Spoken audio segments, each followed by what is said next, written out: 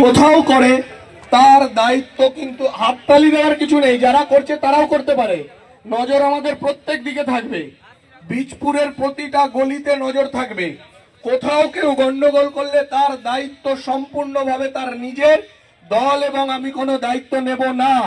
এবং আমরা আরো এক শ্রেণী বীজপুরের বুকে দেখছি যারা হঠাৎ করে নিজেরা পতাকা লাগিয়ে দুপুর থেকে বিজেপি হয়ে গেছে।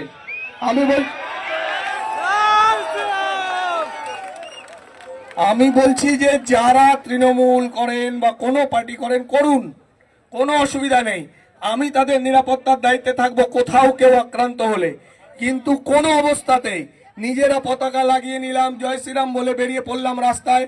আর এখানে প্রত্যেককে আমি বলি এই মেসেজটা যেন সব জায়গায় ছড়িয়ে যায় যে আজকে কাজ আবির খেলা, মানুষকে মিষ্টি খাওয়ানো, মানুষের কাছে কৃতজ্ঞতা স্বীকার করা।